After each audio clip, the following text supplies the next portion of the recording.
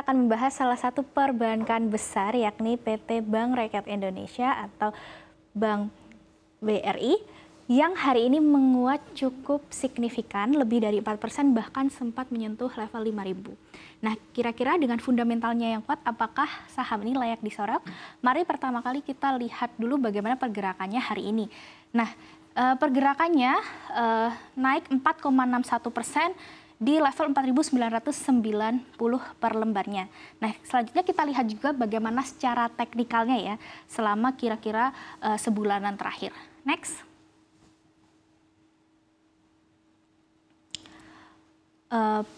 Jadi kalau kita membahas dulu secara teknikal ya, secara pergerakan, secara historis untuk Bank BRI ini memang sudah terkoreksi sekitar 20%-an dalam satu bulanan. Tapi ternyata dengan penurunan harga saham ini ternyata lebih banyak dipengaruhi oleh eksternal. Karena seperti kita tahu di bulan ini ya, jika kita lihat di sini ada kenaikan suku bunga Bank Indonesia. Dan jika kita telusuri lebih mundur lagi, bahwa kenaikan suku bunga itu setelah ditahan selama 5 kali pernah terjadi pada bulan Oktober. Nah, di bulan Oktober saham BRI juga sempat turun. Nah, tapi setelah dia turun dalam, ternyata Bank BRI harga sahamnya naik bahkan sempat menyentuh all time high. Jadi di sini di bulan sebelum Oktober turun 16%, kemudian dia naik 32%, menyentuh all time high, kemudian beberapa akhir ini dia turun cukup dalam 25%. Dan hari ini mulai pulih dengan adanya penguatan sekitar 4%. Nah, apakah BBRI akan kembali pulih seperti semula dan menyentuh all time high? Nah, mari kita bahas di slide selanjutnya. Kita pahami dulu apa saja yang menyebabkan koreksi. Next. Nah, tadi sempat dibahas bahwa ini berkaitan dengan kenaikan suku bunga. Kita harus paham dulu apa yang menyebabkan suku bunga itu naik. Nah, pertama adalah kondisi eksternal yang mencuat akhir-akhir ini. Seperti kemarin ya, dari Amerika Serikat, pertumbuhan ekonominya melambat. Tapi inflasinya masih panas, ditambah pasar tenaga kerja juga masih cukup ketat. Bahkan karena itu, rupiah kita jadi tertekan. Saat ini masih bergerak di kisaran 16.000 ke atas. Dan juga obligasi 10 tahunan kita, acuan ya, yieldnya itu juga menguat sampai dengan di atas 7% yang merupakan level tertinggi selama 6 bulan terakhir. Kalau di tahun ini berarti ini merupakan yang tertinggi ya. Nah, imbas dari hal tersebut, Bank Indonesia ingin menstabilkan nilai tukar rupiah kita dengan cara apa? Menaikkan suku bunga. Nah, ini untuk bank biasanya berdampak ya, terutama untuk bank buku 1 dan buku 2 yang biasanya mereka memiliki porsi kasa itu tidak setebal depositonya. Makanya mereka tertekan oleh cost of fund. Tapi beda cerita kalau dengan bank KBMI 4 atau bank Big Caps ya, karena mereka memiliki kasa yang tebal. Nah, kita lihat dulu bagaimana selain kasa ya, dari fundamental untuk terkhusus Bank BRI ini. Next slide.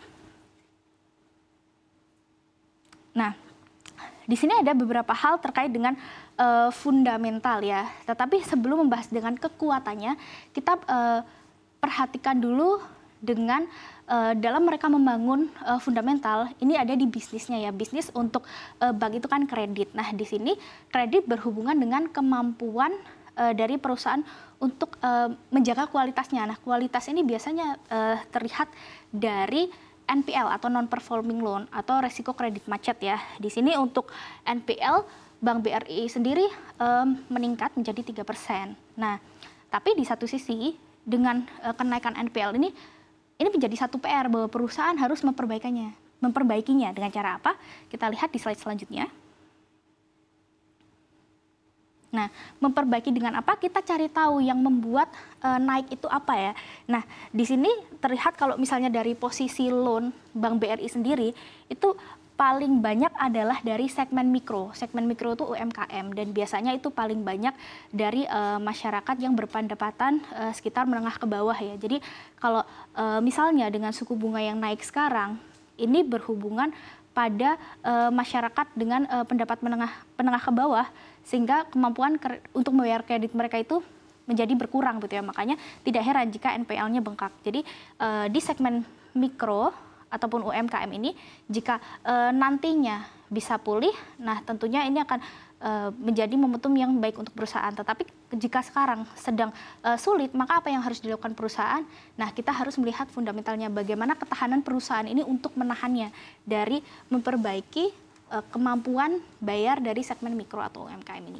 Kita lihat di slide selanjutnya.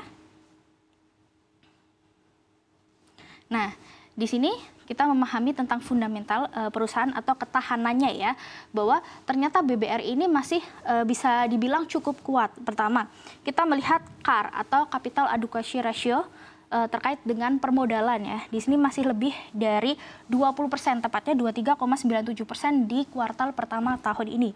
Kemudian tadi yang saya sempat bilang adalah KASA atau Current Account Saving Account. Ini adalah porsi dana murah ya di dalam dana pihak ketiga Bank BRI yang ternyata masih dominan mencapai 61,66%. Ketika porsi kasa ini lebih tebal daripada depositonya, maka perusahaan bisa menjaga cost of fund, sehingga ketika suku bunga naik, mereka masih bisa menjaga beban mereka ya, agar tidak meningkat terlalu signifikan begitu. Dan di sisi lain, dengan kasa yang tebal, mereka juga masih bisa menjaga NIM mereka tumbuh positif di sini cukup tinggi 7,84%.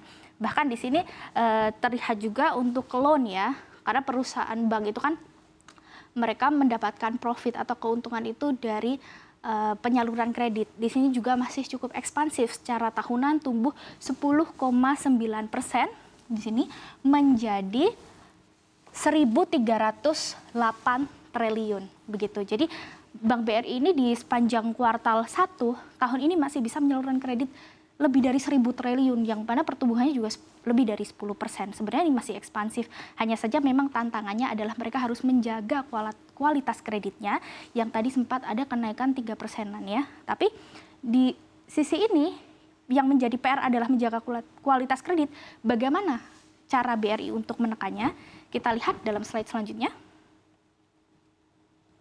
Caranya adalah mencatatkan atau mengalokasikan cadangan yang lebih banyak begitu ya.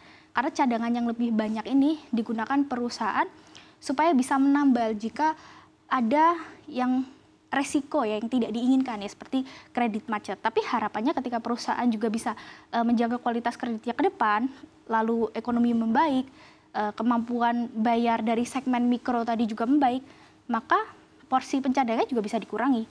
Nah, kalau kita melihat di sini provision expense atau pencadangan untuk kredit macet itu di BRI naik cukup signifikan. Secara tahunan naik 91%, secara kuartalan naik hampir 60%. Nah, makanya di sini mereka mengalokasikan sebagian pendapatannya untuk provisi ini dan menekan dari pertumbuhan labanya, sehingga tidak herannya kalau pertumbuhan laba BRI ini ya relatif lebih kecil, yaitu 2,5% saja secara tahunan. Tapi kalau kita tidak menghitung dari provisi ini, sebenarnya Bank BRI ini mampu membukukan pencatatan pertumbuhan yang ekspansif, yakni 22,2% secara tahunan. Jadi sebenarnya fundamentalnya masih kuat, pertumbuhannya juga masih positif. Hanya saja perusahaan demi mengelola yang baik ya, agar kualitas asetnya juga baik, kemudian resiko kredit macetnya terjaga, maka dia harus mengalokasikan untuk beban provisi. Nah, selanjutnya yang menarik adalah membahas valuasi, karena harga saham yang turun ini berkorelasi positif juga dengan valuasinya yang semakin melandai. Kita lihat pada slide selanjutnya.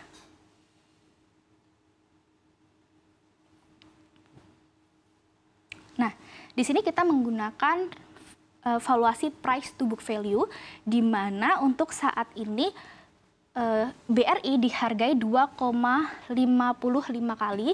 Ini lebih rendah dibandingkan rata-rata 5 tahunnya di 2,59 kali. Jadi bisa dibilang ini sudah mulai terdiskon. Bahkan pergerakannya sudah ranging di area rata-rata 5 tahun ini menunjukkan harganya juga sudah fair value. Jadi kalau kita mau membeli di area saat ini sudah masuk ke area demand yang cukup baik. Tapi tetap ini disclaimer ya, bahwa ini bukan merupakan ajakan untuk jual beli secara langsung.